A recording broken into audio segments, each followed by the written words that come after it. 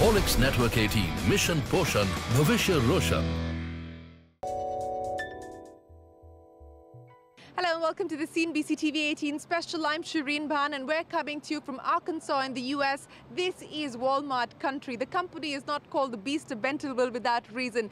This is Bentonville. Here is where Sam Walton made it all happen. Right behind us is the Walmart Museum, which gives you a slice of the company's history. Now this is a special time for Walmart. Annually, they host their annual shareholders meeting where shareholders from across the country come to understand what this future strategy looks like, what the company has in store in terms of growth and expansion. This time, there are special visitors from India. Binny Bansal is here from Flipkart and Krish Iyer, who heads Walmart India, is here as well. There will perhaps be some conversation about the Flipkart transaction, which is Walmart's attempt at amplifying its presence in India and also expanding its presence across e-commerce. Now, e-commerce traditionally for Walmart, even globally, has been a bit of a laggard. They've been slow off the block, but they're hoping with the acquisition of Flipkart as well as global acquisitions that they've done, for instance of Jet, they will be able to amp up their presence in the e-commerce market.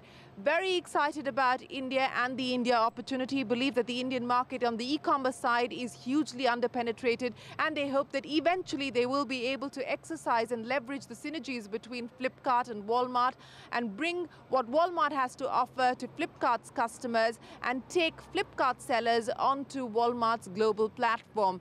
Two specific areas of interest could perhaps be apparel and accessories. Remember, India continues to be one of Walmart's fastest global sourcing hubs, and they hope that this will only improve post this transaction going through. There is some degree of nervousness, though, on the transaction itself because there is political resistance. There is resistance from the Retailers Association in India. So regulatory approvals are crucial, and that is still awaited. But I managed to catch up with the CEO of International Operations, McKenna, who says that they're long-time committed investors to India, and they hope that the Flipkart transaction will only give them a better grip on India and help take Indian products and Indian merchandise to the world.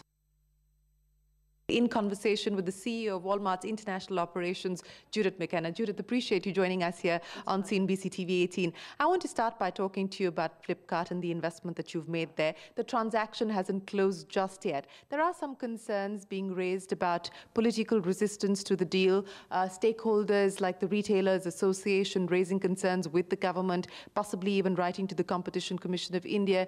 How worried are you today? We, first of all, we're really excited about this transaction and very excited about being part of India in a more expanded way than we are today.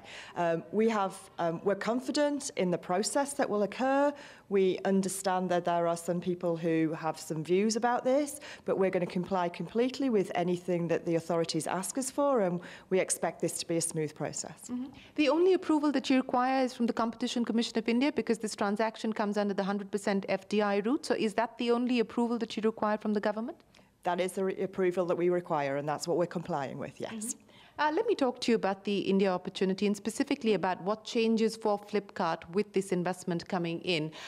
In terms of the operating structure, we're given to understand that not too much is going to change. But in terms of synergies and being able to leverage that, can you give me some sense of what the blueprint looks like over the next few months? Yeah, so you're exactly right in terms of the operating structure. That remains as it is today. We're really confident in the team that's in place, and we want them to continue to run the business just as they do today. What we're hoping is that we can bring some support to the business, in different areas, both from Walmart into Flipkart, but Flipkart out to the rest of the world as well. And from an Indian perspective, if you think about an area like sourcing, we believe there's opportunities to globally source through Walmart for certain products, but equally, we think there's a big opportunity to source out of India back into the rest of the world. It's one of our fastest growing sourcing regions already, and we'd like to make sure that we continue to do that. Any specific categories that you will focus on from a global sourcing perspective from India? One of the opportunities may be around something like apparel. So what's great about Flipkart is that under the Myntra business, they already have a strong apparel business. e-commerce. We would like to be able to see if we could support that for them and perhaps offer them access to more ranges, more assortment as they progress. But everything will be done based on what the Flipkart team think is right for their customers, which is right for their market. Speaking of the e-commerce opportunity in specific in India, and of course penetration, clearly there's a lot of headroom for more growth. What's your own sense of that? It's about 2.5% of the retail market today. What is your outlook about e-commerce in India? And in terms of investing further into Flipkart, 2 billion is what you're putting in with the option of doing another billion. What's your own sense about profitability as well? So actually, if you think about the curves that you see around the world about how e-commerce has taken off on markets, generally they have been understated in every market where this has begun to be more developed. We think that could possibly be true for India as well. It is one of the fastest growing markets, as you know far better than I do, in terms of e-commerce, and although penetration is low, we do expect that to increase quite dramatically over the coming years. Our investment in Flipkart is a long-term investment. We're excited about the long-term future for this business, and we'll be right alongside them at every step of the way as they look to build the business, to build scale, to improve the mix of the business, and ultimately to offer service to the Indian customers. What will the next steps be to operationalize this relationship and this investment, of course, post the clearance coming in from the government? In terms of the next steps, what can we expect? And about the board composition as well, are you awaiting regulatory clearances before you announce the board? Yes, so clearly the first step is to get competition clearance for this, so anything that we do awaits that clearance. Beyond that, we'll start to make some plans as to what we could possibly do to be supportive, and we will wait until that time for the board to be announced. Although we fully expect that to be a mix of independent board members, minority investors, and Walmart people. It's now a battle between Walmart, Flipkart, and Amazon in India. And to an extent, Alibaba, though, of course, market share-wise, they don't figure in comparison to Flipkart as well as Amazon. How do you view the competitive landscape? How do you view Amazon's presence in India? We're used to competitive landscapes around the world. It's one of the things that makes us better as a retailer. But one of the reasons that we've invested in Flipkart is we believe it's a great business.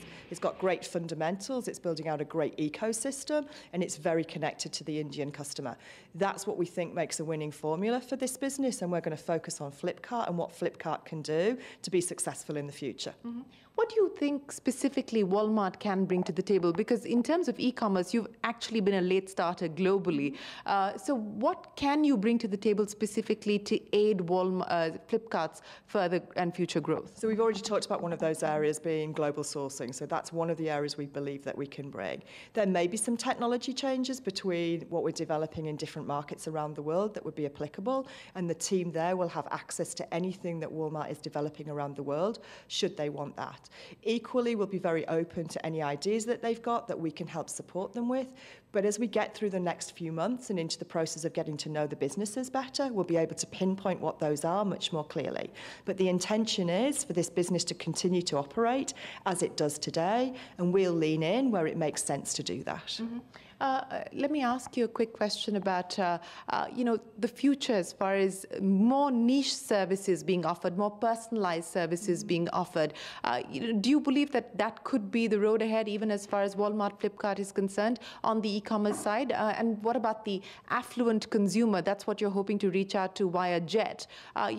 Could that be something that you would look at going forward? I think all of the options are open. And I think what you've just talked about is e-commerce around the world, not just in India, which is there are different options. And the great thing about operating online is you can try different things. As you've heard some of the things about Jet, for example, you can try different things. You can see what works. You can see which consumers your offers appeal to, and you can target much more clearly. I think personalisation is going to become more important.